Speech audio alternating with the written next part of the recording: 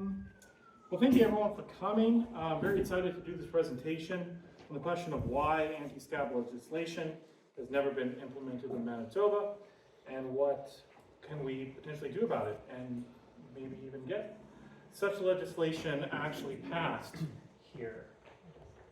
So there is this, you'll see some stuff here on the screen. It'll just be pictures kind of going through. They won't have any direct connection with what I'm saying. Sometimes it'll line up, sometimes it won't, but yeah, it's just basically stuff I've collected over the years. So the question of anti-scab legislation came up during the Workers' Assembly in September when liquor mart workers and NPI workers were talking about their experiences on the picket line. And I was happy that this topic actually naturally came up. People were talking about their experiences on the picket line, and someone says, well, we need anti-scab. Why don't we have anti-scab legislation? And I put up my hand and I was like, well, I can maybe talk about that a little bit if you're interested. So a bit about myself. I've worked for 2 unions over the last 8 or so years doing oral history work and archival projects, documenting union history and worker struggles. I worked for many years with UFCW Local 832, doing a large oral history project that was turned into a book. And in the course of that project, I interviewed many, many workers and union reps and other people about their experiences. And in the course of that work, I also read as widely as possible about labor history in Canada and in Manitoba. More recently, I worked with retired CUPE leader Paul Moist. He was the president of CUPE Local 500 and then CUPE national president for a long time, with the Oral History Project, and I also archived his personal files at the U of W. Paul was actually a key figure in some of these debates we're going to talk about, and a guy that I respect a lot, even though I think if him and I ever really sat down to talk about politics, we'd probably disagree on a lot of stuff, but he's a good guy. What I value about that work, about me being a labor historian, but it was a lot to do with oral history, is I was able to learn from people, I was able to talk to people, I was able to talk to meatpacking workers who came over in the 1950s and, were a part of organizing and ran the gamut. And I always find that I learn best through conversation and debate and then also with my own reading. So I'm gonna try to make that a part of this presentation, kind of having a workshop sort of format. So I've broken down the topic into 3 periods of NDP government. So first in the late 1970s, the late 1980s, and then the early 2000s. To kind of frame this question of anti-scab and labor and the NDP, and like how do we, as a workers movement, get the kind of gains, legislations, the kind of reforms we would want to see. And so after every section, I'll open it up to questions or comments, and maybe I missed something or maybe something's not clear. Rather than waiting until the very end of it, we'll just do it like that. But before I start, what are the kinds of questions that people want answered? What are people interested about? Is there anything that first comes to mind before I even start this? What is a question or something people want answered that I can try to answer in this presentation? I would be very interested in, and I'm not even sure that this is public information, but what the internal struggle in the NDP has been like over time, like after it's been adopted, but that resulted in not bringing the legislation forward. Okay, interesting. Yeah, yourself? I would just like to know the title of the book that you worked on with UFCW. Oh, it's this like history of UFCW, something Okay. like that. It's through the. Inga, you also have one? Yeah, I'm curious why there isn't more outrage on the lack of scab laws. Okay. Okay. Yeah, the internal stuff. That's a really good question. I can't answer that. But that would be a very interesting question to try to answer. I think a sub-question would be, what are the business interests and how they influence the NDP that results in them? Because it seems to me like obvious a little bit that they've always kind of tried to toe the line between like pro-workers, pro-business, whereas like anti-scab legislation very much takes a side anti-business or like anti-capital at least. Right. Yeah. Yes, you in the back? Was there a time when Manitoba had anti-scab legislation, and if not, then where in Canada has there been such legislation? was it effective and how did we lose it? Right. It was never in Manitoba. It was, I'll get into that, but it was never been implemented. Quebec has maybe it's still on the books, but it did for a long time have anti-scab legislation. Still does. And then I think BC at some point had an anti-scab law as well. Does it still? Yeah. Since the 90s. Since the 90s, thank you. Ontario Yeah. had one and then lost it as well. Okay. All right, so those are just some stuff. I'll try to get into some of that stuff as much as I can. But, so basically, let's talk first, this first section, the late 1970s, the Ed Schreier government, NDP. Your So- slideshow isn't running. Oh, no, it'll switch over eventually, I think. Let me just go to the next slide. I have it on a timer, so I wouldn't have to. Okay. Okay. Or maybe not. Anyways, whatever. Okay, so I want to first talk about Ed Schreier and the NDP government there. But first, I kind of have to, being a historian, I got to go back and talk a little bit about the context of how you got to the NDP government in the late 60s and the early 70s and into the 70s. So I have to go back a little bit and talk about the decade before. So one of the most consequential elections in Manitoba's history was the election in 1959, where Duff Robin's Progressive Conservatives defeated the Liberals headed by Douglas Campbell. So the Campbell government was very much stuck in the 19th century. It was reflective of a conservative and rural political base.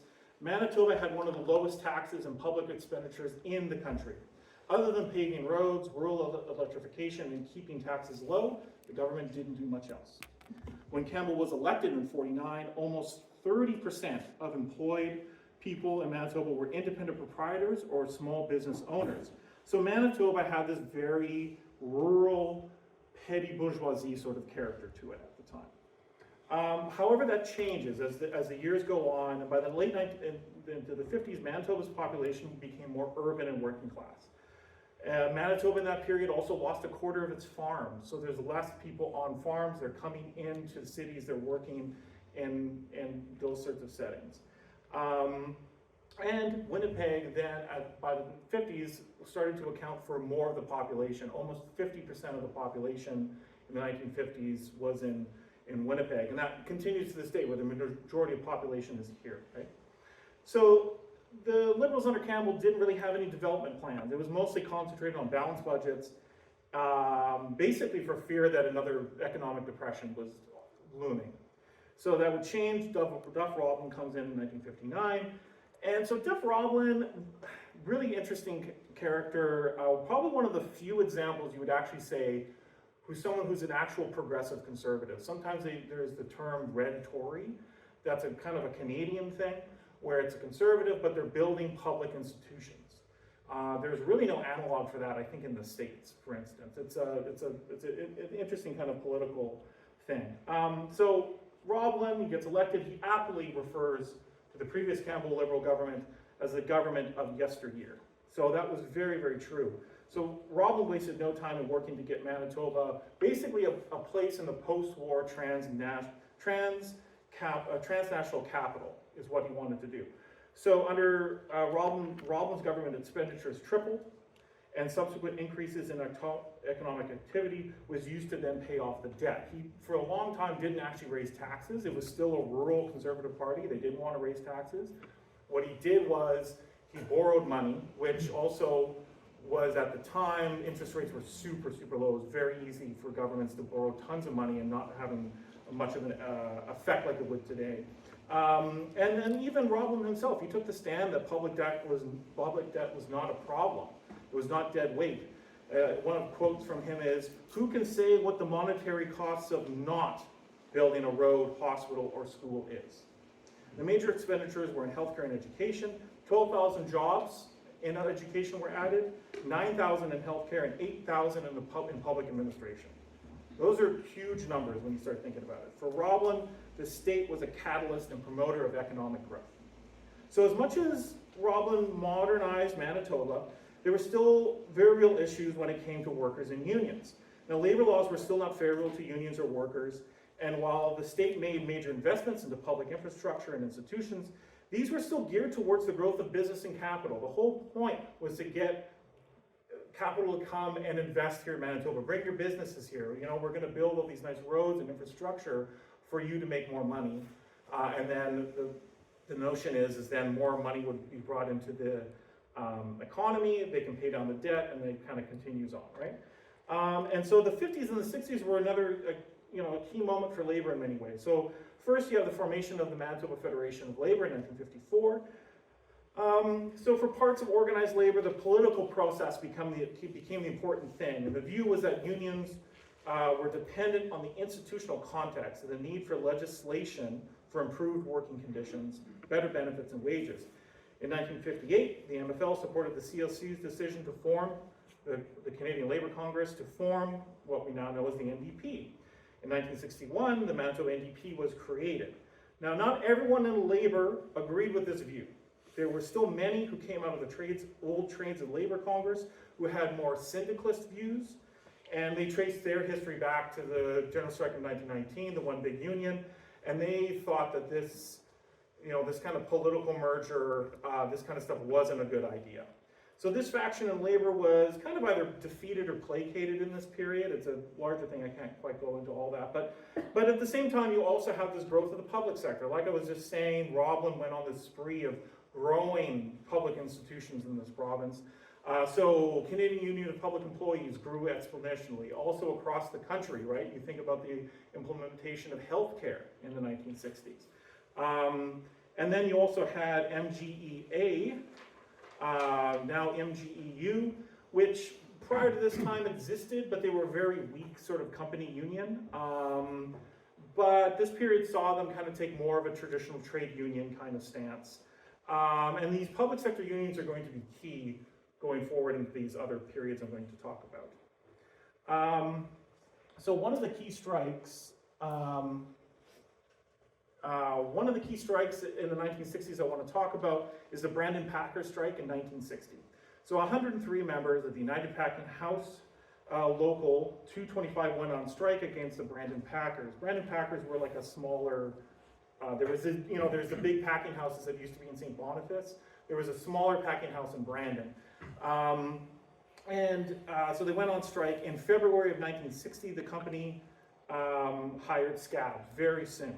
So what followed was constant picket line confrontations, police interventions, and the destruction of company property. It really divided the city of Brandon. At one point, the union's president's house was firebombed in the night with his family sleeping inside. Later that week at a local bar, someone accused the labor leader of lighting his own house on fire, which ended in a hospital stay for the accuser and a jail sentence to the union president. A government commission was held afterwards, and the blame was put on union conspiracy.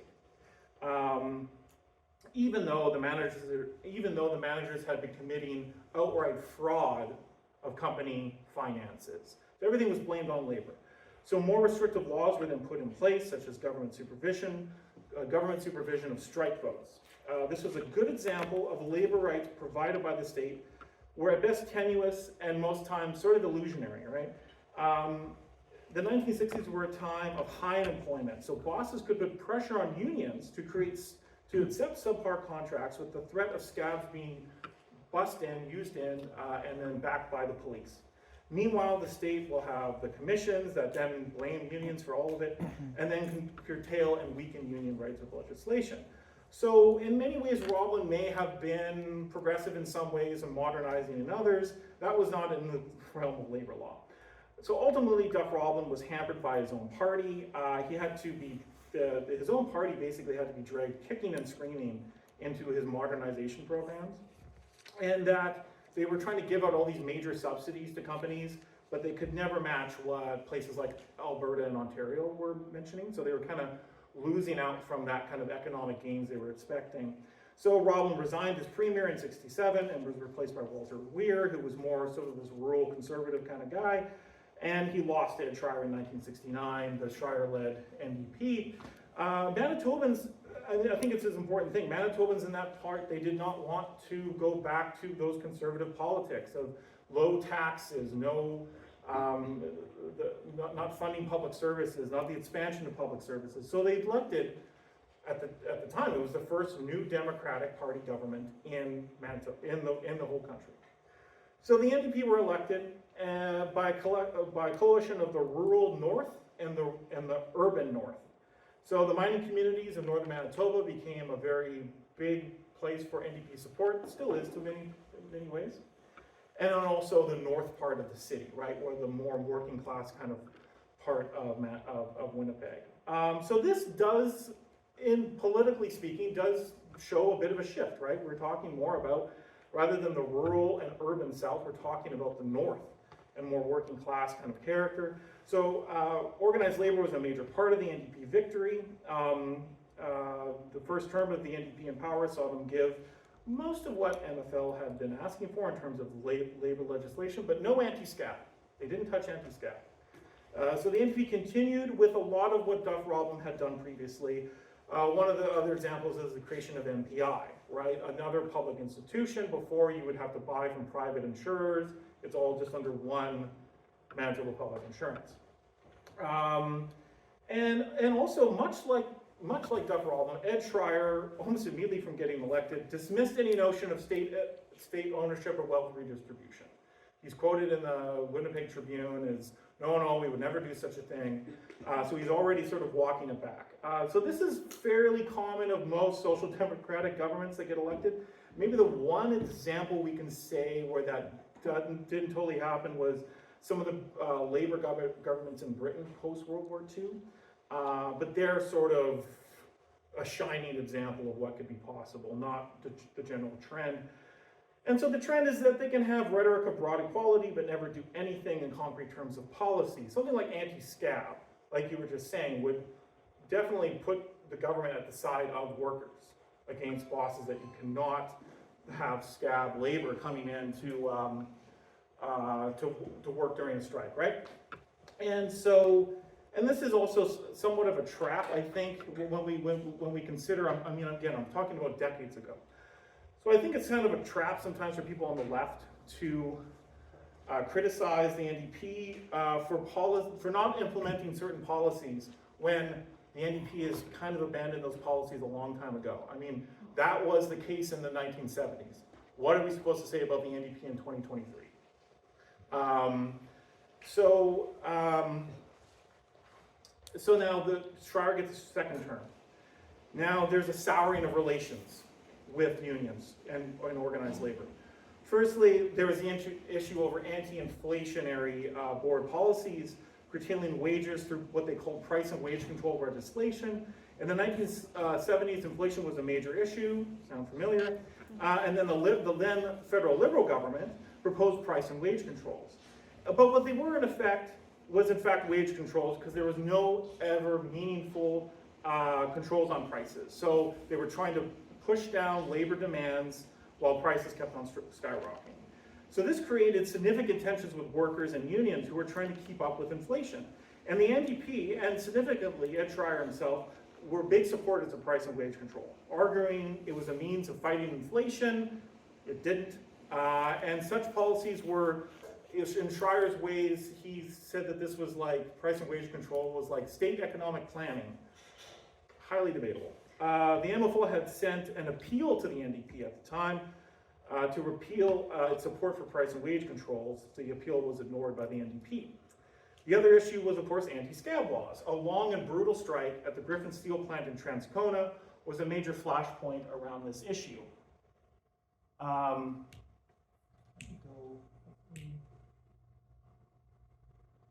Okay, so Griffin Steel, it's still there in Transcona. I think it's on Day Street. It was built in the 1950s, and it was with significant tax breaks and aid from all three levels of government. The mayor of Transcona at the time was a guy called Russ Pauley, who would later become NDP Labour Minister. The workers were represented by CAMA, Canadian Association of Industrial, Mechanical, and Allied Workers. The union was created in the late 1960s when workers broke away from the International Molders Union that was based in Cincinnati, Ohio. The workers in Winnipeg had several grievances with the union, mostly stemming from poor representation by their union. The majority of union dues went to the International in the US, while the union itself was not attentive or caring of the locals' problems. Some of the workers who formed KMAW even claimed that international union reps were tampering with their strike votes, preventing them from even going on strike. The workers made an appeal at the union's convention, but were ignored. In fact, when they came forward with "we want more autonomy and independence," apparently the response from the labor leadership in Cincinnati was, "Where's Winnipeg?" So the workers set about a campaign to break off and become an independent union. That was successful. The lawyer representing the Molders Union was one by the name of Sidney Green, who later became NDP MLA and cabinet minister. So he kind of had a bug in his bonnet about KMAW. After gaining independence, the workers even tried to rejoin the Molders Union. Their main concern being autonomy and independence in their own affairs, not whether or not they were American or Canadian. They were turned in. Then they said, so then what do? They're an independent union, they start organizing workplaces. So many places in the metal trades and industrial settings, they even inherited one big union contract from the 1920s. That was the union that involved with the 1919 general strike. KMAW's president, Pat McAvoy, was friends with 1919 strike leader R.B. Russell.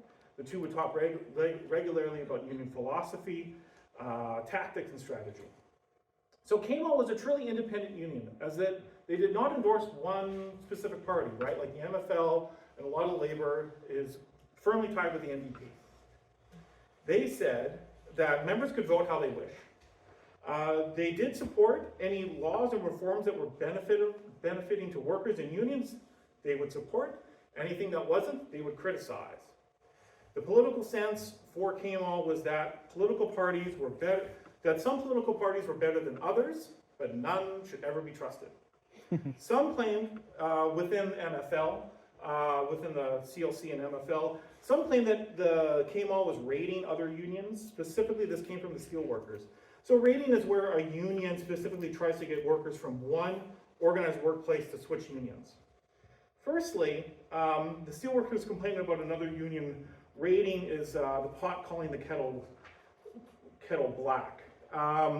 The steelworkers have a long and shameful history of raiding, but because they are NDP loyalists, generally never reprimanded.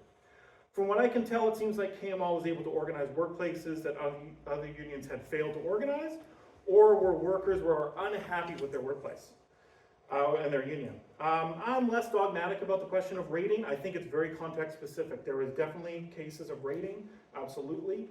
There's other times where I think, no union is ever ordained to represent any group of workers. That can change if it's depending on what the context is, right? Tellingly, almost immediately after it was created, CLC representatives said that they would raid KMAW out of existence. It's quite funny to hear these people complain about raiding when immediately when this independent union was formed, immediately they said we're going to raid these guys out of existence. That's a direct quote, by the way. I'm not paraphrasing. It's in the papers. So the concern about raiding against this union, crocodile tears. So the strike against in Griffin Steel started over shop floor actions against mandatory overtime. At the time, there was no legislation against mandatory overtime, right? So it's not voluntary, we're talking mandatory overtime. So in most cases, unions and employers would bargain specific provisions around the issue in the contract. The workers at Griffin Steel started to refuse overtime as a protest over inflation. The workers wanted an increase in the cost of living premiums, but the company refused. Once the company refused to budge on those issues of inflation and better wording in the contract regarding overtime, the workers went on strike in the fall of 1976. In early 1977,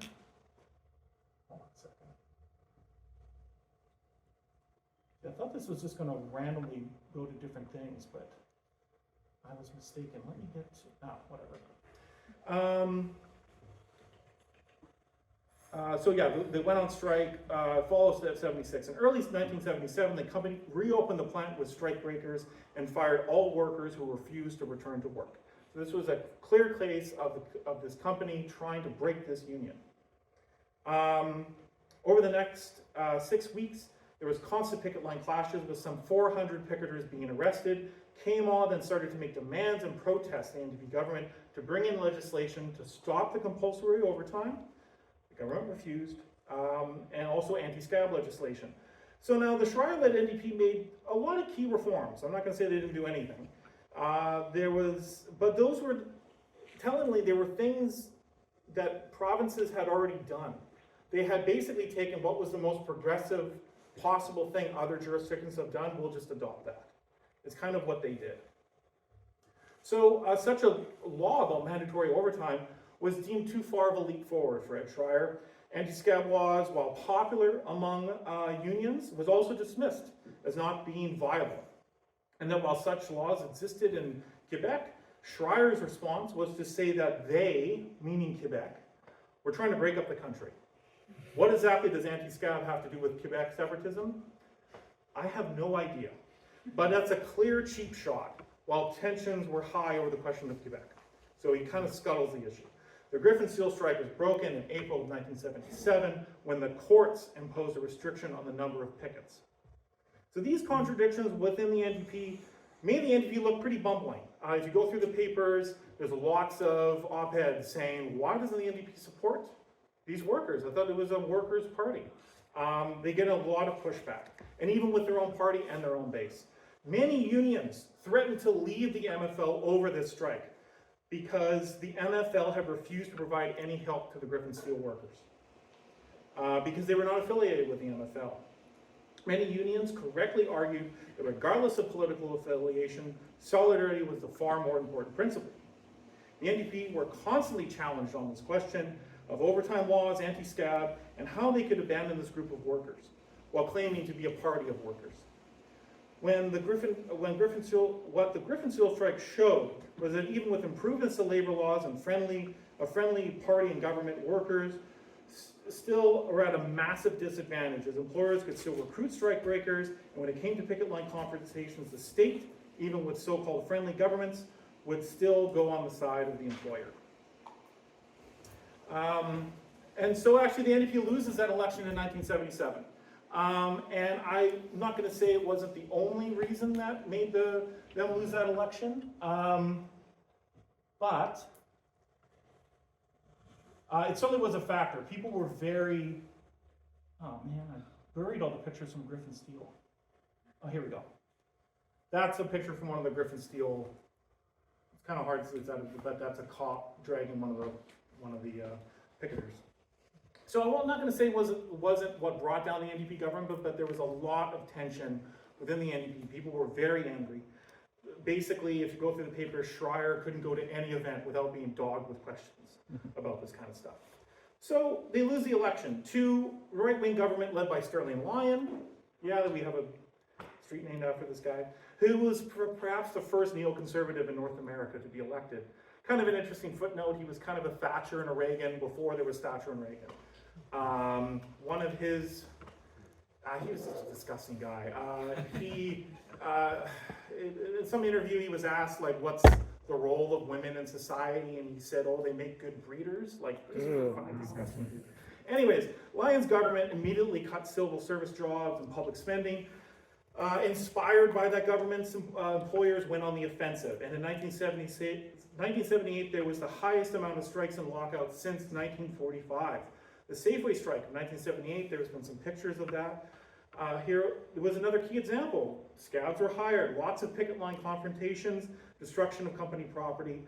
I interviewed a lot of people who went through that Safeway strike. It was long, it was very brutal.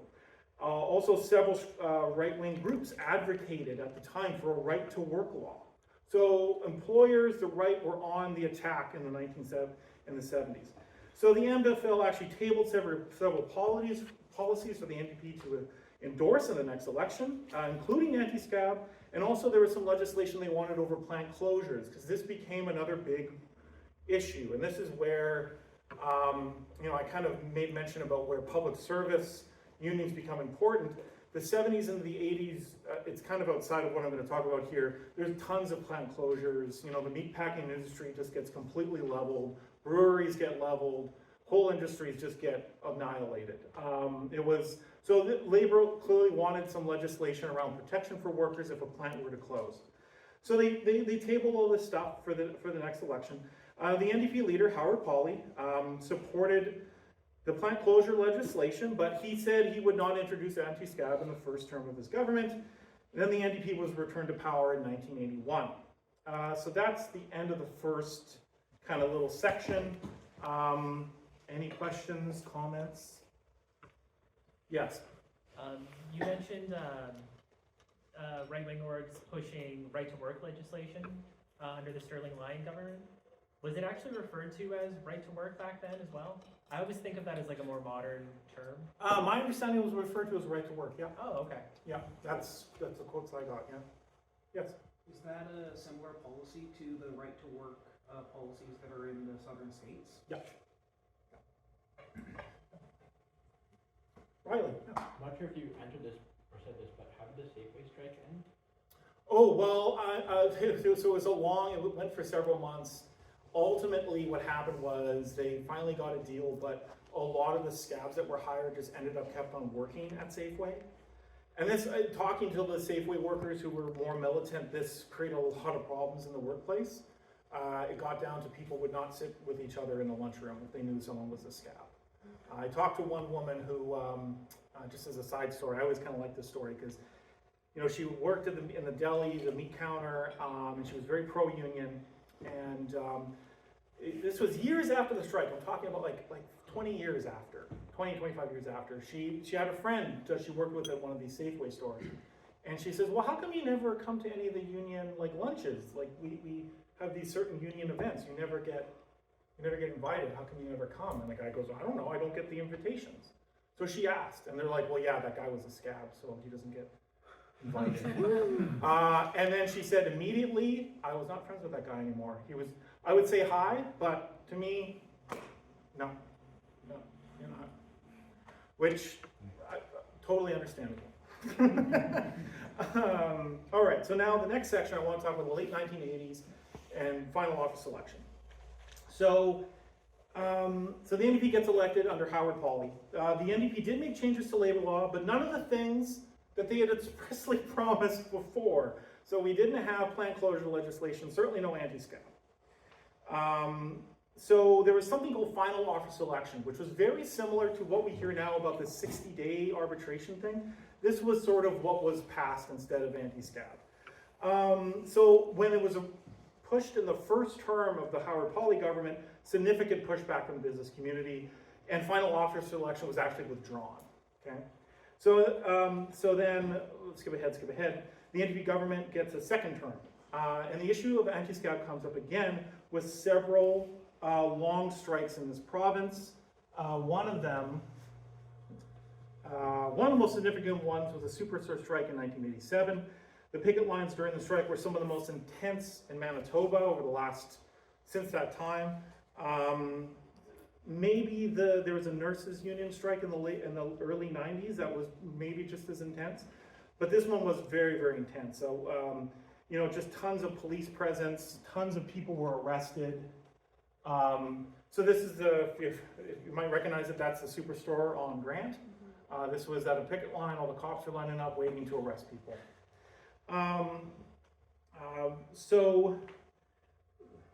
And there was also at the time of unions trying to organize workplaces that had traditionally been very difficult to organize, like Eaton stores. And then in the case of a lot of unions, they would, maybe get a contract, but then it would be attacked by the employers.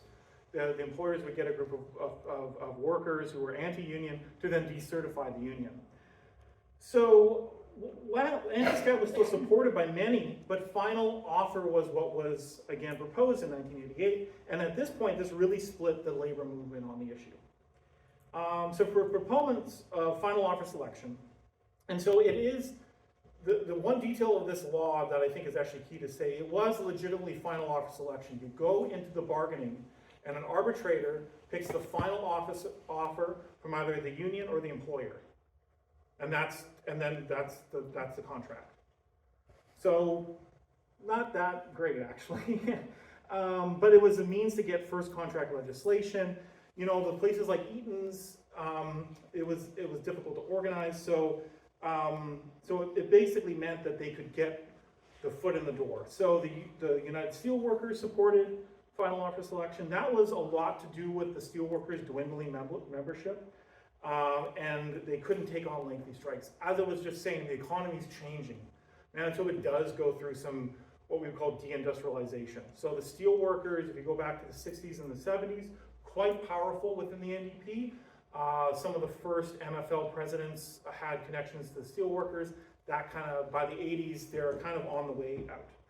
UOCW Local 832 supported FOS because of the issue of smaller bargaining units getting decertified, like I was saying, and also the long strikes, like Safeway strike, like the Superstore strike in '87. MGEA, now MGEU, supported final offer selection because, in the words of the then President Gary Dewar, it promoted labor, peace, and harmony. Because we wouldn't get strikes, we would just go all through arbitration, and we wouldn't have any of this messy business. So the Superstore strike in '87 was used as both a reason to support and to oppose the legislation, actually. So the Superstore strike being long and having tons of picket line animosity and confrontation, this was used as justification, right? This is a horrible kind of strike. We can't have these kind of things happen again, right? On the other hand, the Superstore strike also showed for the ability for labor to exert pressure on the employers. There was huge solidarity with USC Local 832. It was very high during the strike, and while I can't say that the strike, there's a whole thing of how that strike ended, at the same time, Superstore was trying to outright break that union, and they didn't. So it was sort of like, it was kind of like a draw in some ways. So it wasn't a total defeat either. So the other argument was that anti-scab was not politically viable, as it would antagonize the employers and then the right, and then the NDP government would immediately come under attack if the legislation passed. So to opponents of the legislation, which were Canadian Union, the Postal Workers Union, and Canadian Union of Public Employees, argued that not only was this legislation inferior to anti-scab, it also opened the door for right-wing governments to use such legislation to effectively destroy the right to strike. They thought it was a horrible precedent to make. They also basically saw as a basic principle that this was a direct infringement on the notion of free collective bargaining and instead left it all in the hands of a labor arbitrator. So they didn't like that. Ultimately, I would say the opponents of final offer selection were sort of proven right? Final offer selection was the inferior option. It was still attacked by the right, and it did not survive. When Philman got in, one of the first things he got rid of. The list of legislation the left or workers would want to see that could not antagonize business or survivatory government is very, very small. As one labor leader put it to me very aptly, and I love this analogy, of why you fight for something like anti-scab and not for final offer selection is, quote, do we want a full loaf or half the loaf when the NDP is in power? So Howard Pauley, just a kind of word about that government in the 80s. So, you know, they bring forward this FOS. It really makes a lot of, it really splits the labor movement. But in some ways there were some positives. I don't want to, you know, this is going to be documented. Hey, I'm saying nice things about the NDP, so, you know. So he was, Howard Pauley in that time in the 80s, he was probably a true social democrat as we've ever had in this province. And his government did make commendable stances.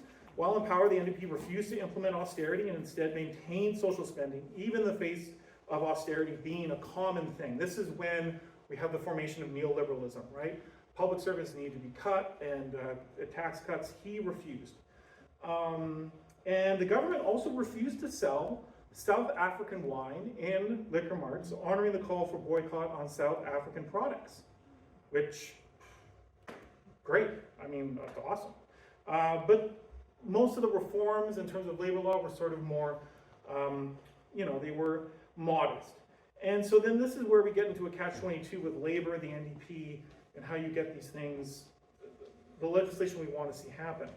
So even with these modest reforms, it was used as a justification for organized labor for its strategies, right? That we still need to we have this connection with the NDP, they're our friends, we need to get them in power so we can see the right legislation in.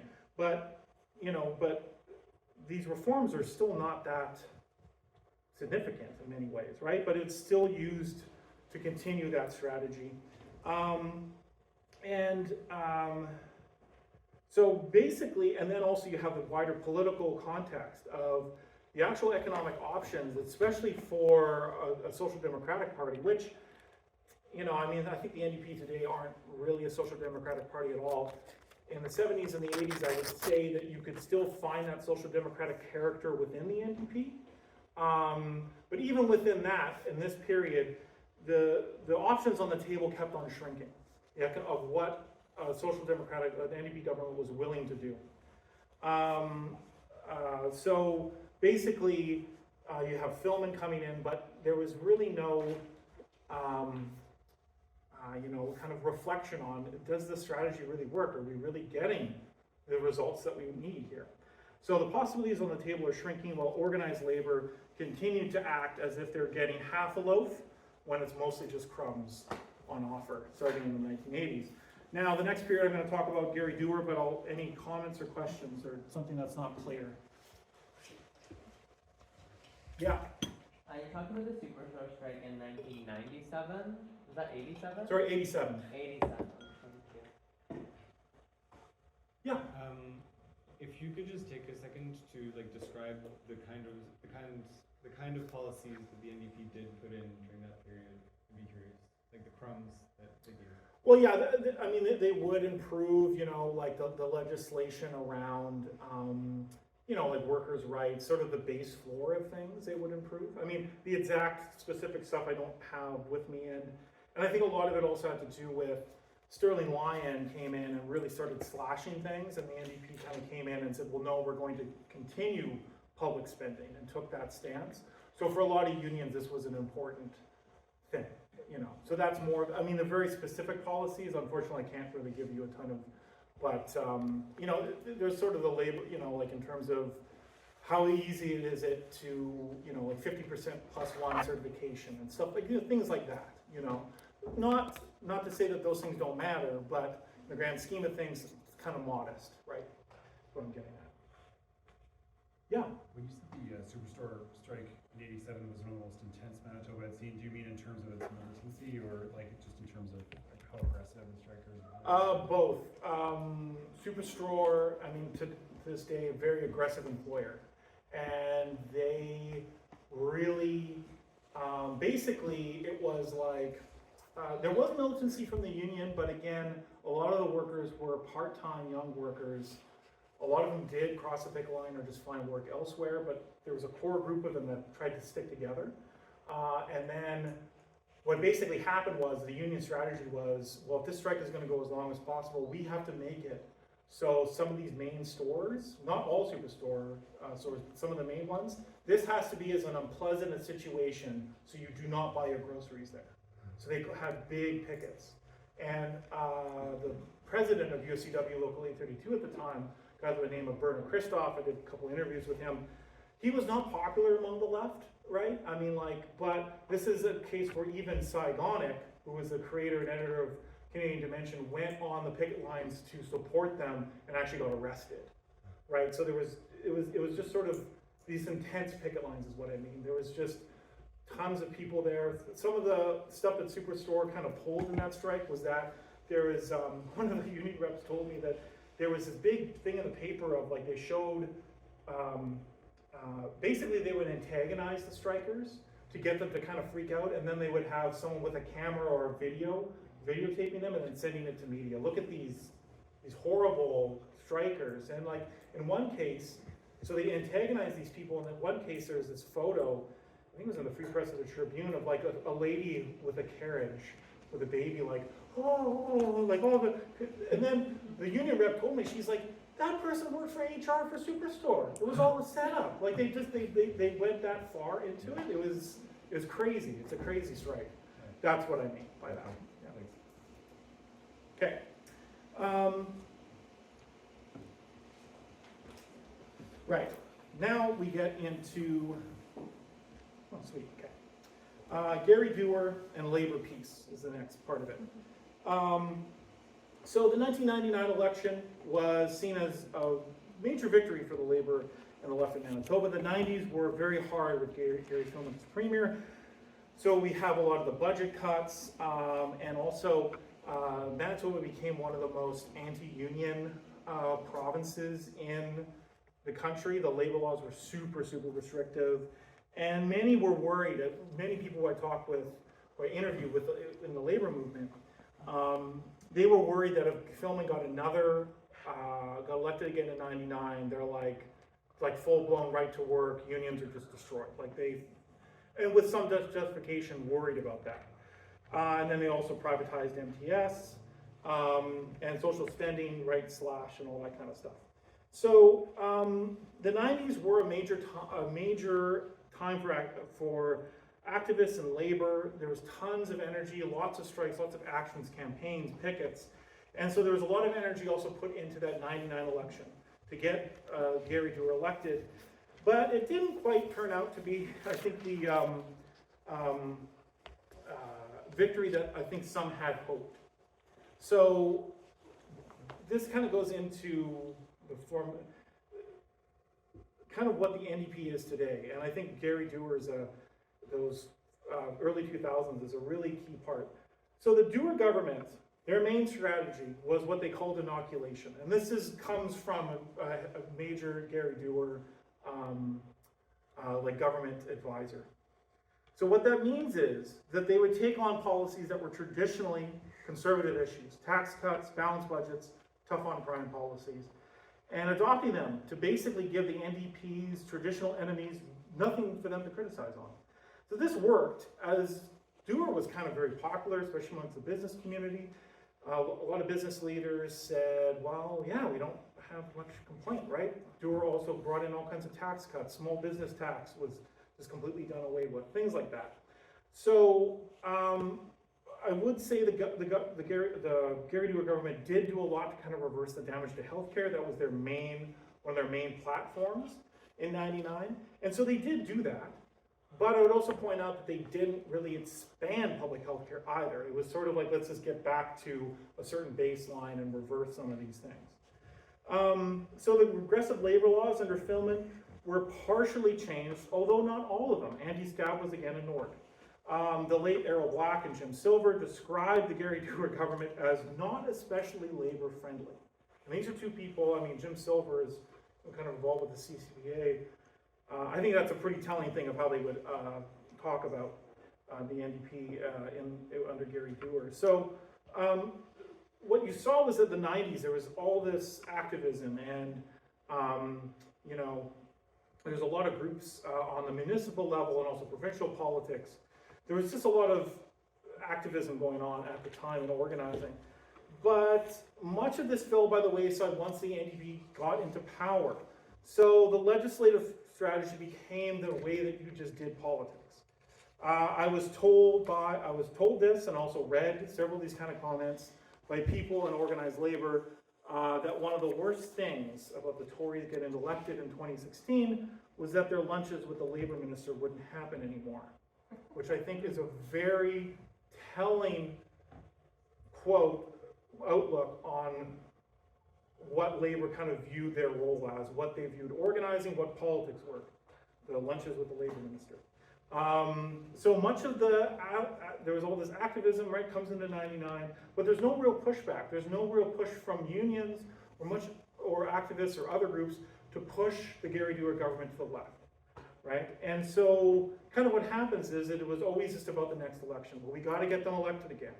And the reigning mantra from '99 to 2015 was like, well, we can't criticize them now, right? Don't criticize the NDP now, it's gonna hurt them. We have to, just advocate nicely and maybe they'll do some good things for us. That was kind of how things worked. So a lot of that, I think if you look through the 60s into the 80s, and even in the 90s, there was this whole tradition of this left-wing unionism, activism. It all kind of gets sapped out, right? There's a lot of different factors to it, but ultimately it kind of stops.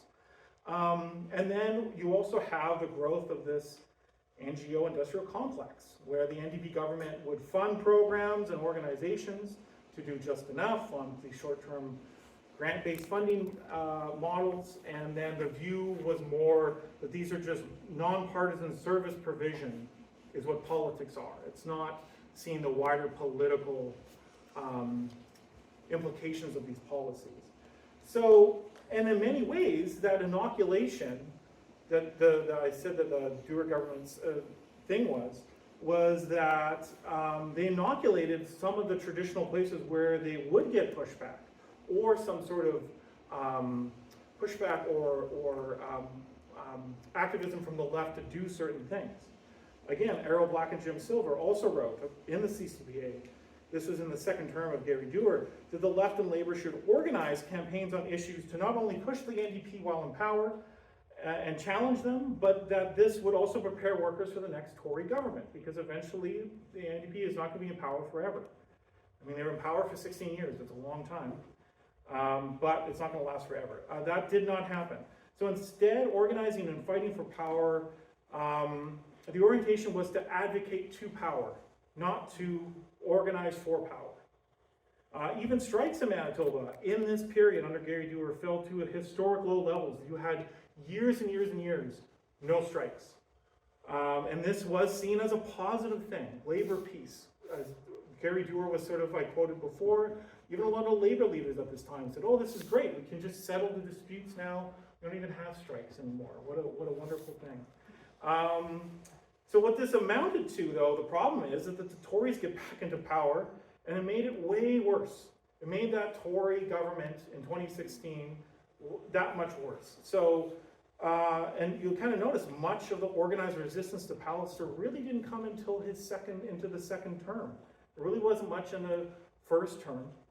And it wasn't until you get into 2020, with the pandemic, when they proposed just ridiculous, I mean, it was like 30 to 40% cuts to the public service across the board. That's when you started seeing people actually organizing, and also that the very coordinated pushback and campaign to stop those educational reforms of getting rid of school boards and the like.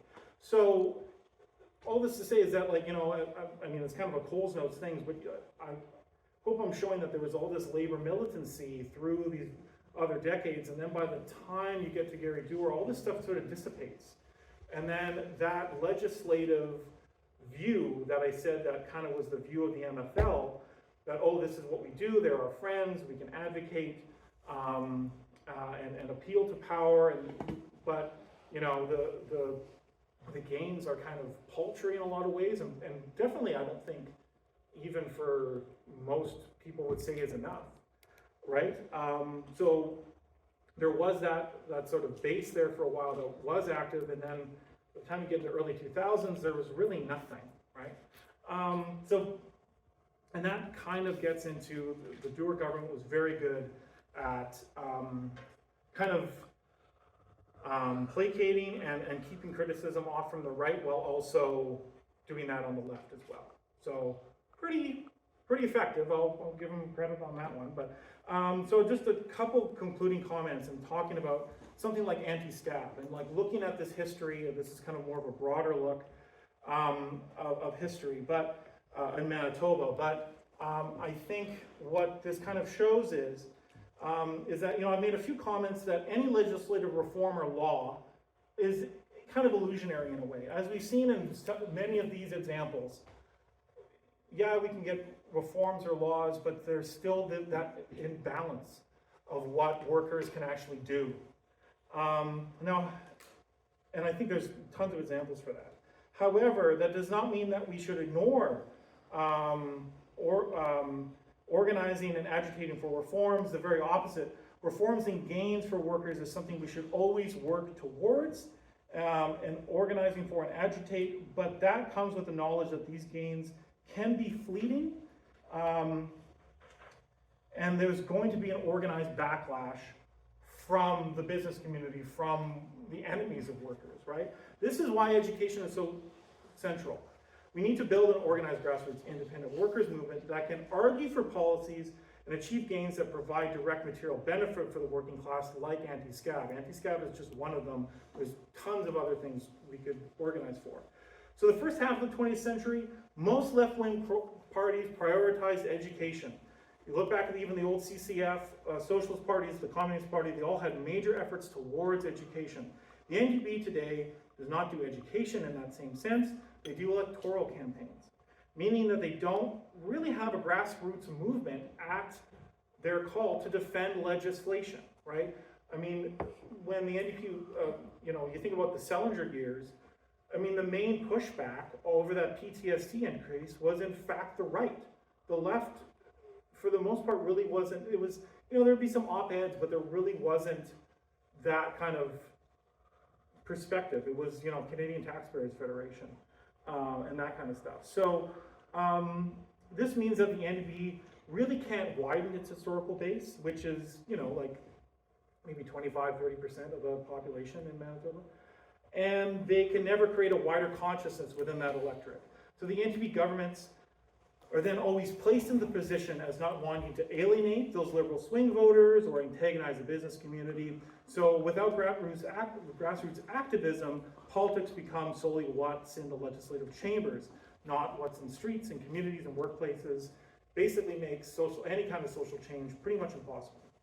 So it was a pretty telling comment at the last NDP convention when a motion to endorse anti-scab passed unanimously, and Wab Kinew had to walk back the proposal, saying that while he understood why the party supported it and Labour supported it, Manitobans didn't understand what anti-scab meant, and consultations would be needed, probably with the Chamber of Commerce.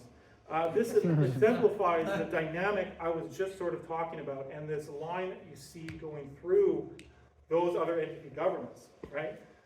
Many more Manitobans understand anti-scab than Kinew thinks, and many more can be convinced to support it. One of my favorite political jokes, and this comes from the podcast, The Alberta Advantage, they say, what does the NDP stand for? It stands for never do politics. Doing politics in this sense means to stake out a position, argue for them, and create a wider consciousness and base of support for your ideas. The NDP instead seems mostly concerned with polling and a certain vision of what the public means, which also conveniently always seems to skew to the right? This is why they had to justify all their expansion of police and prisons. So basically, I think I've given you a lot of the reasons why anti-scab, with some little historical vignettes, if you will, of why anti-scab was not passed. And how can we get it? Well, an independent workers movement should prioritize doing politics, like I was just saying. And that's the end of that.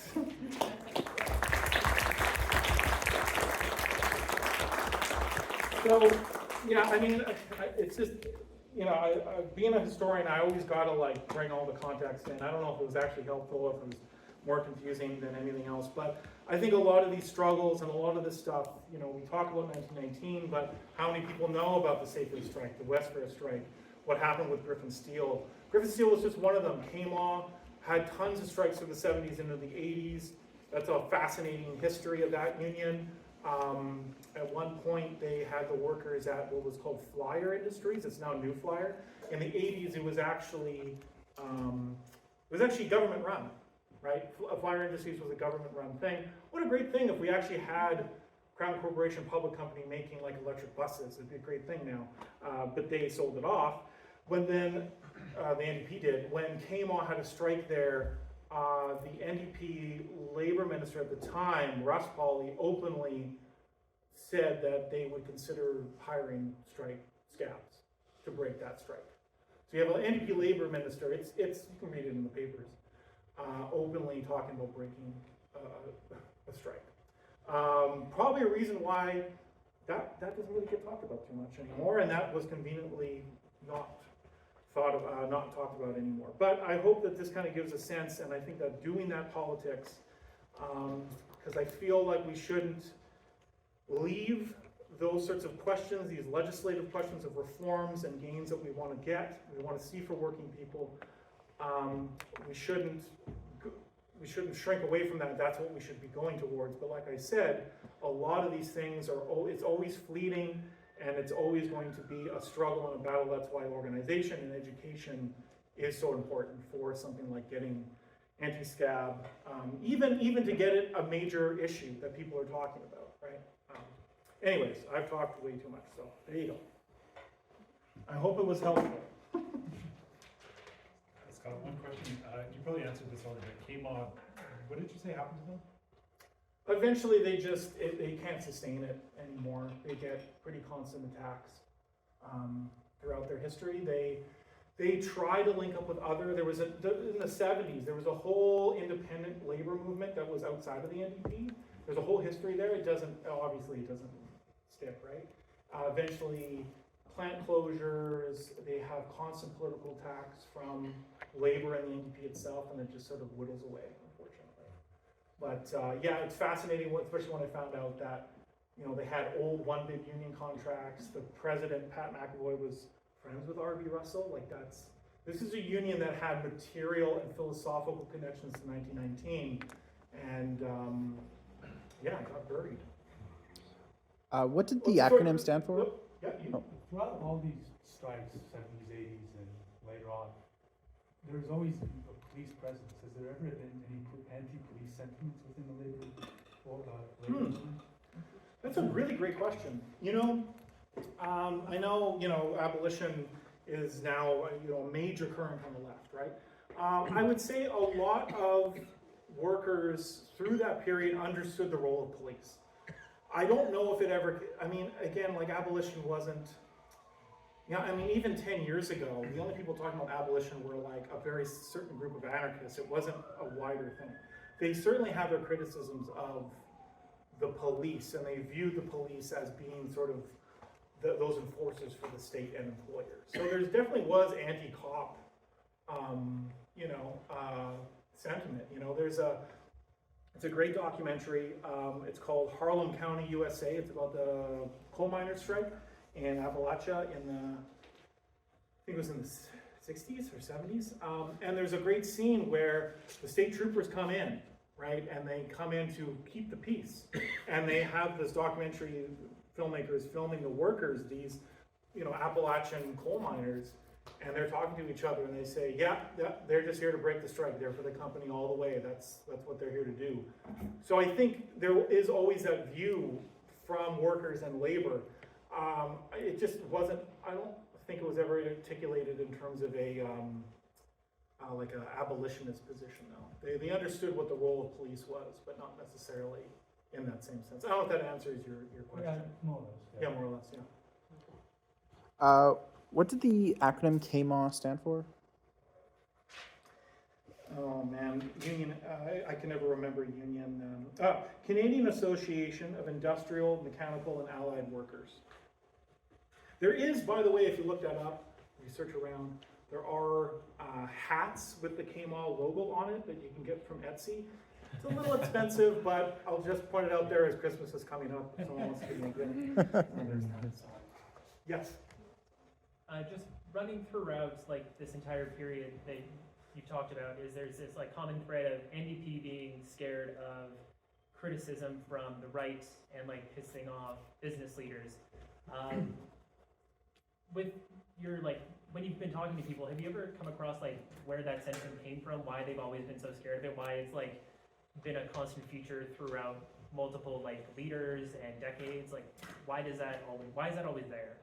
Well, I think it's several different things. I think one is that it's just an ideology. Like I said before,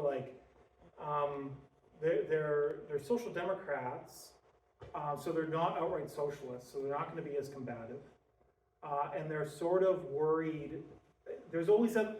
The NDP is very good at winning elections, and so they're always looking for that. Oh, we don't want to piss people off too much. You can't piss off the liberal swing voters. So there's sort of it's sort of there's an ideological and a structural. These two things that kind of push on the NDP for that.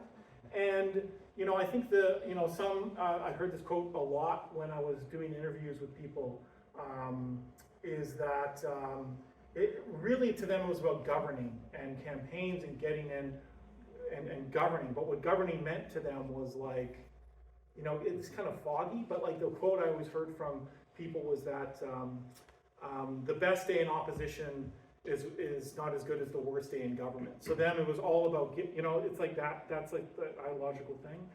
While at the same time, you also have these wider political and economic trends that also, like I said, just limits what's actually on offer, right? What the NDP is actually willing to go as far for, right? Like I said, the 80s, the Howard Poly government, there's a lot of commendable things that they did. Probably the most, again, Howard Poly for sure, a tried and true social democrat, made a lot of good arguments about not cutting social spending in an age of austerity. But again, even then, those reforms and those sorts of things, you know, because they always want to be looked at as, you know, responsible leaders, responsible politicians. And if they go too far, then that's out the window. So I'll go to you, and then, did you have a question? No. No. Oh, sorry.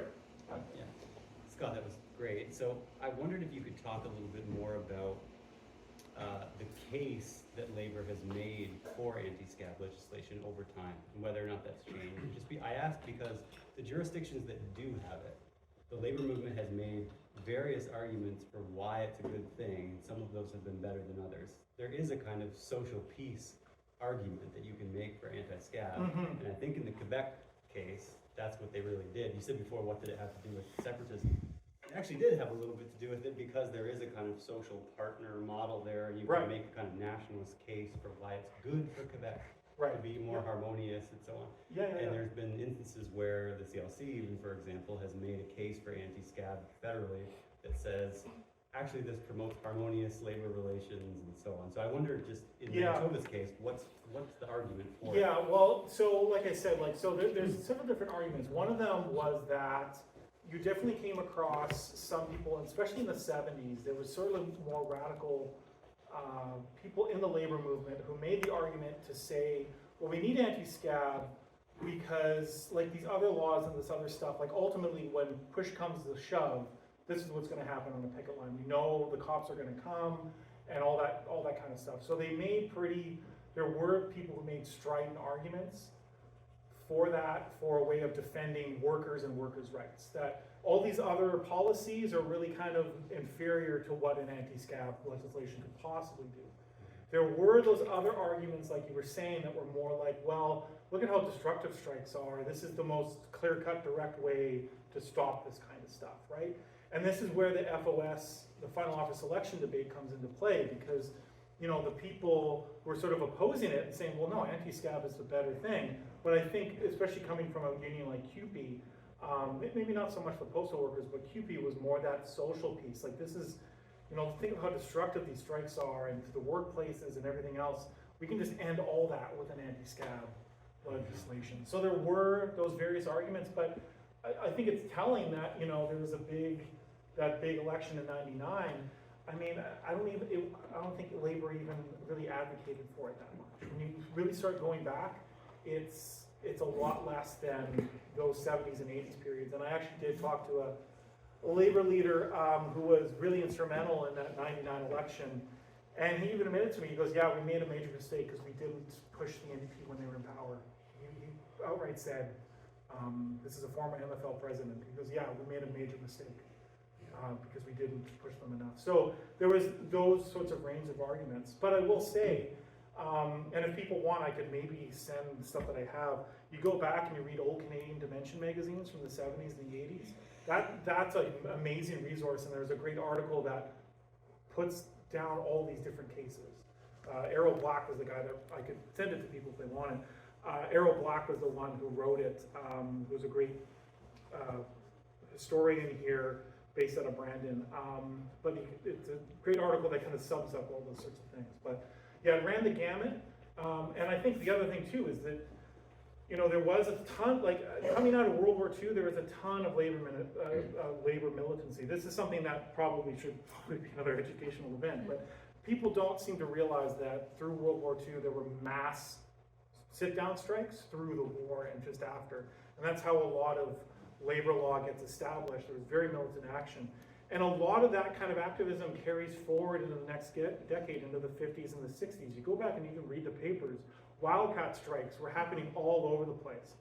But then eventually, you know, those sorts of formations don't totally last, or they get, you know, and KMAW is a great case of that, right? They just basically get attacked by the NDP and the MFL, the CLC themselves, And like that kind of radical politics just doesn't kind of survive. And then you have, you know, the 80s and then the 90s, you know, NAFTA and all that, and just stuff gets, I mean, it's the economic effects were, I mean, it can't be understated. It was devastating, right? So, yeah, so that's my, yeah, so it ran the gamut for those arguments for it. Yeah. You? And then you. In like, you mentioned how Wab Canoe essentially shot down in like any sort of proposal for anti-scab legislation, even though like a bunch of the NDP voted for it. Do you know any opposition that's risen in the NDP, right, as of now, against Wab's? I'm not too sure. It's hard to know. I mean, I think, again, in my experience, if you talk to some people who are more in the labor, organized labor, and they're kind of involved with the NDP, if you talk to them privately, they'll tell you what they really think, but publicly what they'll say is a lot less. So in terms of it, see, that's the other thing though, like, you know, there used to be an actual like left caucus of the Manitoba NDP in the 80s. I mean, that's just not a thing anymore, right? It's just kind of all one sort of homogenous sort of liberal tinge of orange, right? Like, so maybe there are, I'd like to think that there are people thinking legitimately, how do we push this government to do more? I'd like to think that there is, but offhand, I don't know. Sorry, in the back? A couple of points. One, would you credit Jack Layton with the sharp right turn that the NDP has taken? And secondly, you said earlier Labour needs to do politics, I believe was to a paraphrase. So are you suggesting that we need a Labour Party? Or obviously the NDP isn't one. Yeah, so to Jack Layton, yeah, his legacy is actually, it's complicated how he sort of did it, but in a lot of ways, federally, you know, because at the time, there was actually talk of creating a new party at the time in the late 90s and early 2000s. It was called, I forget what it was called now. Anyways, there was a big thing about it. And Layton was able to kind of like integrate some of those people into the NDP again to keep a party together. But then ultimately, I think if you look at his record, he really did move the party to the right. Well, I mean, he got rid of all references in the Constitution to socialism. Absolutely, yeah. So yeah, that's, no, so you're right. A lot of it there's something to be written about the legacy of Layton. In terms of doing politics, I mean, a true workers' labor party, absolutely, we need that. How do we get there? I think there's a lot of more steps we have to get to before we're even talking about that. But yeah, I mean, a true labor party or something organized in that way is definitely that's needed. Sorry, I'm kind of losing track of. So right now, especially in the States, there a lot of businesses are like threatening to like move jobs out of the states, the country. Did they do that in the 70s and 80s, threatening the NDP, moving jobs out of Manitoba? Yeah. Actually, that was a major thing with Schreier. There was almost like I wouldn't call it a capital strike, but there was a bunch of businesses that were making it like they were unhappy with the NDP. That definitely happens. Yeah, for sure. I think that happened. Yeah, there's definitely examples of that. Yeah, that's a dynamic. So, did you know that? Yes. What is the variety, or concretely, what does Anti-Scab look like in its application? The obvious, like, so are there differences between the way that it's implemented in like BC versus Quebec? I suppose the like obvious aspect would be just if there's a strike, then it's illegal to hire scabs. But how do wildcat strikes play into that, for example? Could it be seen even as a way of like institutionalizing labor organizing, where if you have like a legal union and a strike that ticks all the boxes, then you have this protection, whereas otherwise you don't.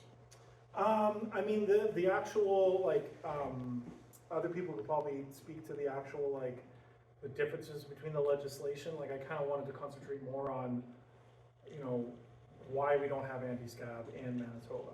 So, but how it could be implemented, yeah, I mean, it could change very dramatically, because it could, I mean, it potentially could be a way to actually, in some ways, maybe even curtail labor action. Like, how would you do, but I mean, a wildcat is illegal regardless, so. But, yeah, I don't know, I don't really have much of an answer to that. Like, I think that's a other thing for, if you want to talk about it. Could I just? Yeah, for sure, for sure. Yeah, so I've studied this like quite a bit. So I'll just say the difference between Quebec and BC, one big difference is that BC allows bargaining unit members to cross the picket line, whereas Quebec doesn't. Replacement worker is hiring somebody who's not in the bargaining unit. So that law in Quebec prevents both bargaining unit members from crossing the line and new replacement workers from crossing the line. BC allows bargaining unit members to cross.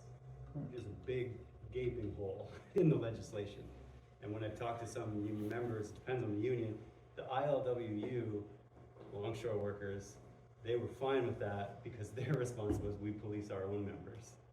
So there is a kind of legacy too of not wanting the state to do too much and sort of usurp the union's own internal practices and dynamics. So there are big differences. There's also differences around like the inspection regime too. So if an employer gets caught hiring strikebreakers, what do you do?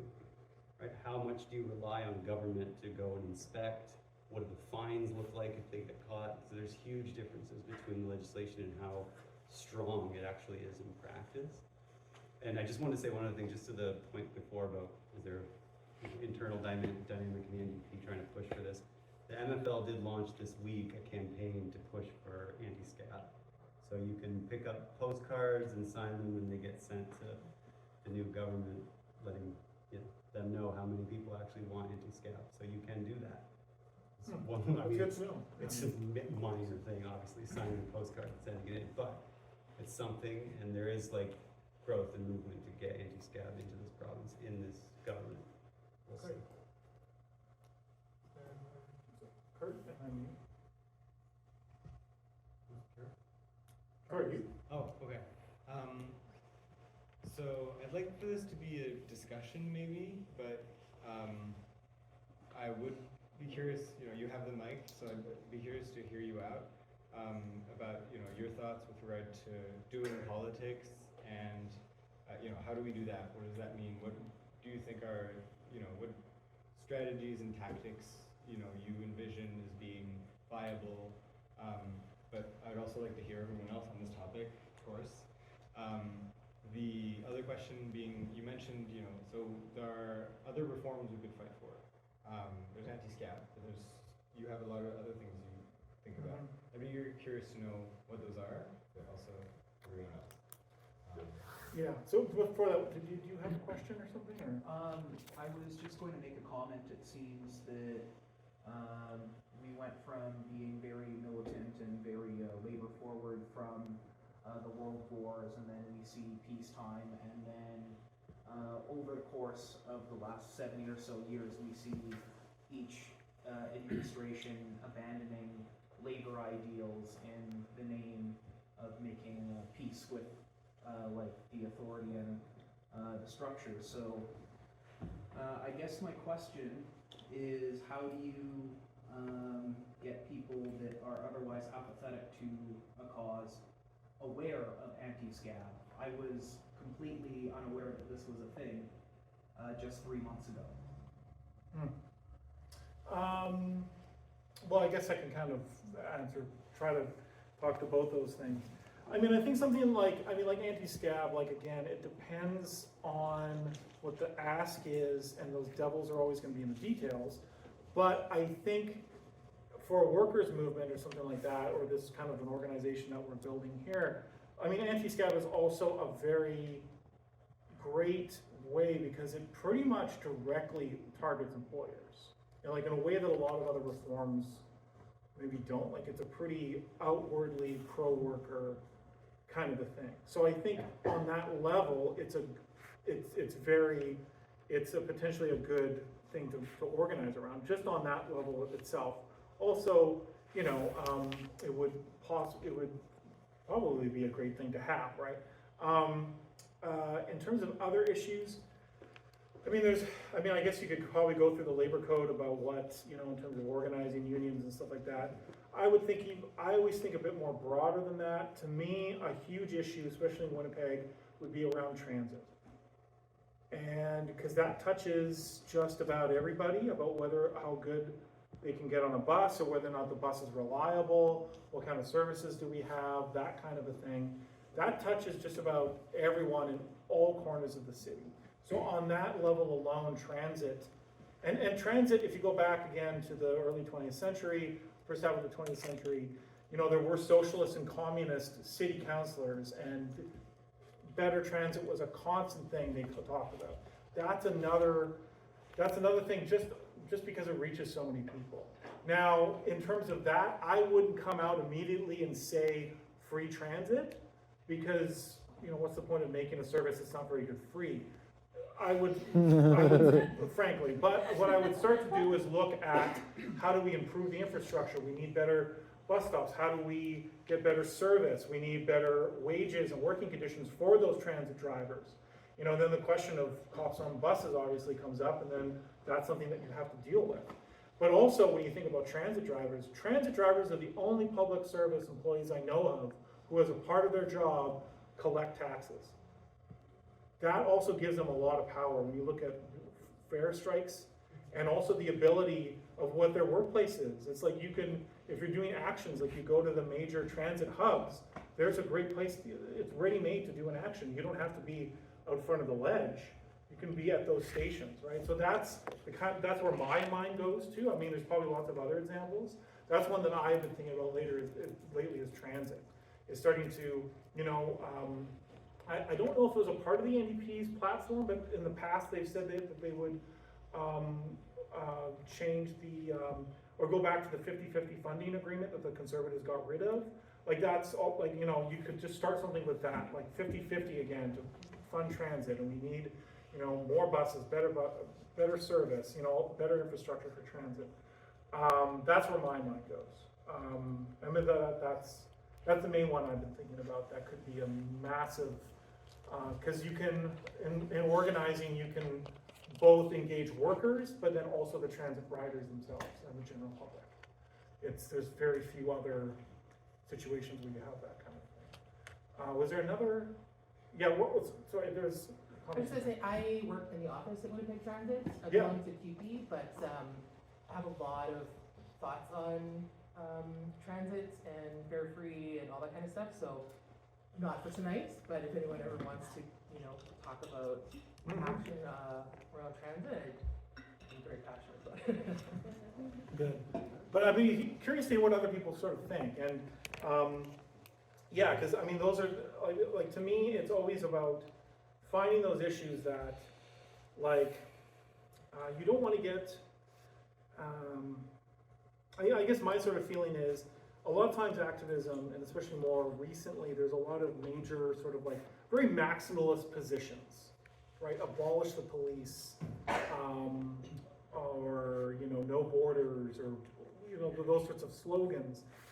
But I think the problem is that it's you have these maximalist positions, but it's but this stuff is never going to happen on any timeline, really, honestly. Whereas I think it might be less sexy at the start of it, but to find out what those reforms and what those kind of changes are that you can really engage people with. Because a lot of people, that really speaks to what people experience in their daily lives. That's why I would say something like transit, right? But again, I wouldn't build a campaign around that right off the get-go around free transit. I would look at a lot of other stuff. I would look at improving the labor conditions, improving the service first, before you even start talking about a free transit service. So that's sort of where my mind goes. So, yeah, but I don't know, I'm sure there's tons of other issues that people could identify, in terms of what they would want to target for a campaign, or what those issues could be. So, go to I was wondering if maybe we would want to move forward in kind of table groups and just talk about this as a group for the next 20 minutes or so minutes. large discussion even. How do people feel? Less QA format going forward, I guess. Well, because there were like two questions in one. Okay, yeah. Because there was the question on the issues and a question on the like strategy and tactics. Yeah. And if you, because I feel like this could also inform the discussion Mhm. in terms of, say, you know, we want to fight for anti-scab. It's not the space where we would decide on that. That would be a workers' assembly for everyone to be on the same page. But what are your thoughts with regard to like how to fight, say, for anti-scab? Yeah, well, I mean, I think, I think there's a couple different arguments. I mean, I guess it depends on what you think might resonate with people. I think anti-scab, there is maybe the less radical position, but it could still definitely resonate with people kind of around fairness. Like, how is it fair that these people are striking, trying to get something better, and then these other people, there's sort of that element to it. So I mean, it's really context dependent, and it would depend what, I don't have like a 5-point plan on how we would get there. I think a lot of it is just kind of, starting with something, seeing how it goes, and then working it from there. But I think it's like I think a key thing in any kind of organizing, at least in my experience, is to try to have like more like pretty set and attainable sort of goals that you're going towards. So then over a period of a campaign, you can actually say like, well, we did good in this sense, but we kind of failed in this sense. Like to actually have sort of a metric to it, so you can see how well or how bad or what needs to change. So, but I think you can only do that if you have, kind of more specific and really targeted demands. I think is always better than sort of more broad sort of, stances and stuff like that. So, I don't know. Yeah, so I don't really have an answer specifically, but yeah. So. I think something that could be, kind of get something started, like Anti-Scab could be like, I mean, we were talking sort of like going on picket lines and talking to workers and seeing how they feel. Like we intervened in like MPI as well as Liquor Mart, like when we on strike support as 1919, and they got scabbed. They were really hurt. Like even kind of echoing what Scott was saying, like those getting scabbed by your employer really hurts, and it pulls true for a long time. And so I guess like going to workers and seeing if they even know about anti-scab law or care enough to like advocate for it through their union or even on their own if you're grassroots organizing would be a good place to start.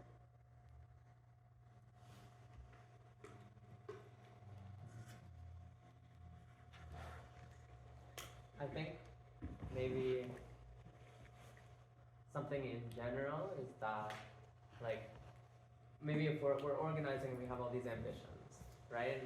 Like a lot of us here, I'm sure, do think like, damn, I wish that we could just go right to Anti-Scab, and just pass that right away.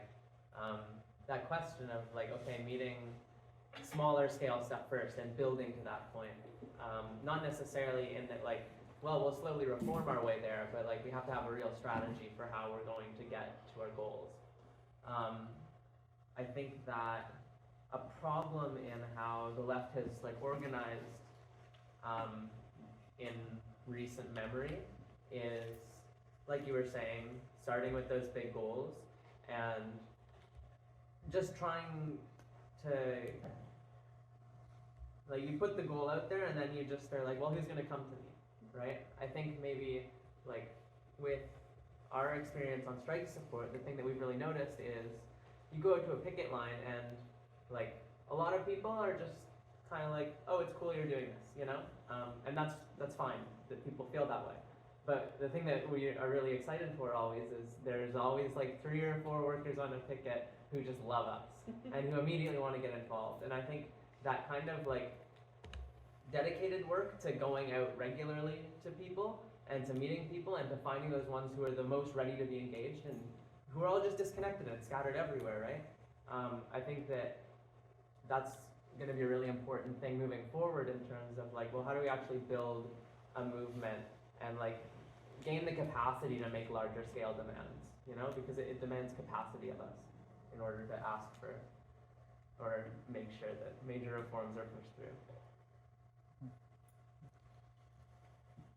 One thought that I had, or a couple, is I was struck by what this fellow, what was your name?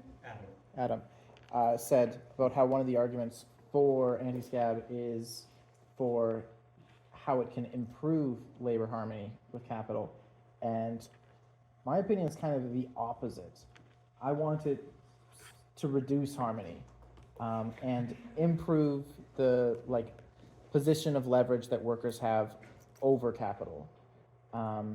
Since it can be, organizing a strike can be a bit of a tough sell, and having that tool saying, well, they can't bring in scabs, so, we've got them, will be a powerful point in the favor of labor.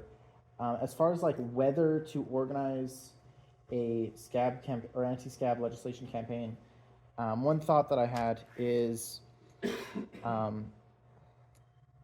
it could be useful to think about the priorities of at what point of our strength are we likely to have success there, since there are a number of other things we also need to do to build the workers' movement.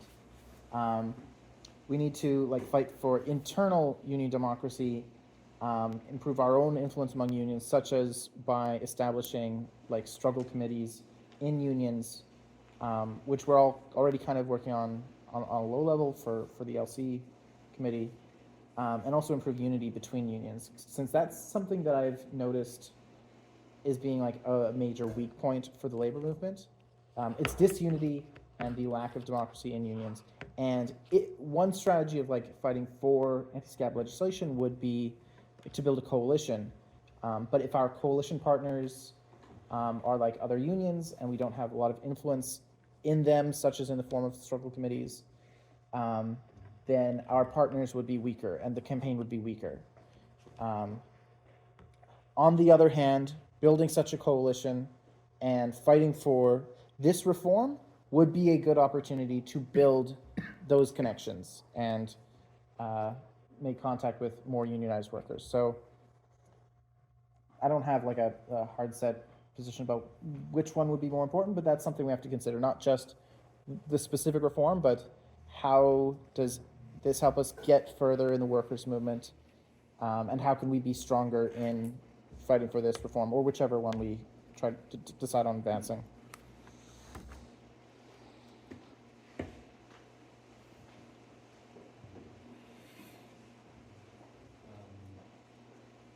So I was reading earlier about early campaigns to fight for unemployment insurance, and one of the main tactics that was used, at least at the time in the 1930s, was major petitions, with tens of thousands of signatories, and I was wondering if that's not something that could be used for anti-scab.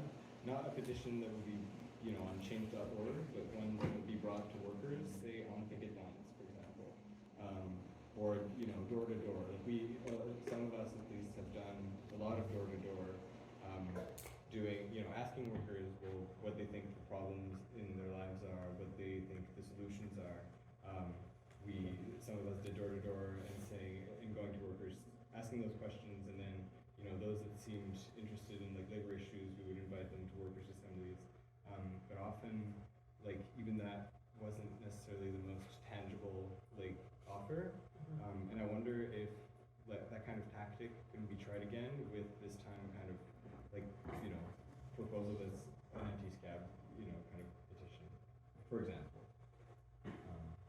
And that is a kind of tactic with which we could also set quantitative objectives in terms of this many signatures or yeah.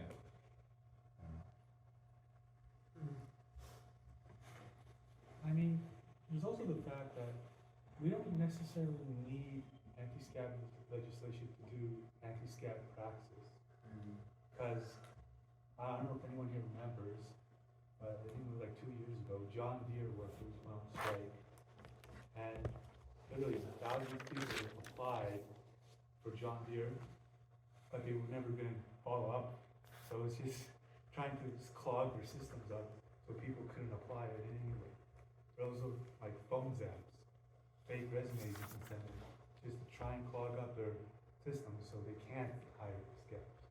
So even if we don't have legislation, we can still do some practices about it, some action about it.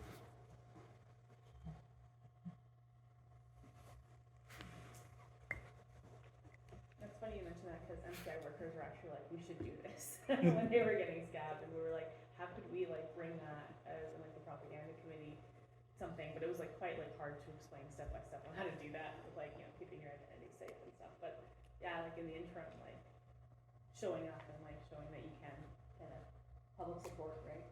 I wonder if you can just use like AI to generate fake resumes. Yeah. Sounds like an assembly decision to me. Like, You generate fake emails for every fake resume.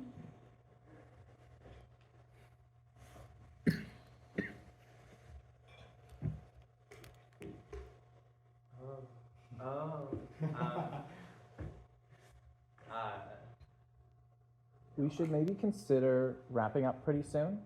I will point out that everyone, we have these yellow sheets. It says workers' assembly on it. This is not a workers' assembly, but we hold them every month. And we, at a previous assembly, we decided to have these educationals. So if you want to come to more of these or to come to some assemblies or want to get involved, fill them out, give us your email and phone number. And especially, you can write what educationals you would want to see that you think can help build the workers' movement. And especially, if you have some useful knowledge about that you think other people might be interested in learning, say so. And maybe you can stand where Scott was standing. What's a workers' assembly? Workers' assembly is an assembly where we discuss and make decisions about the workers' movement and how we can build it to build a society that is for workers rather than for capital, which is what our current society is.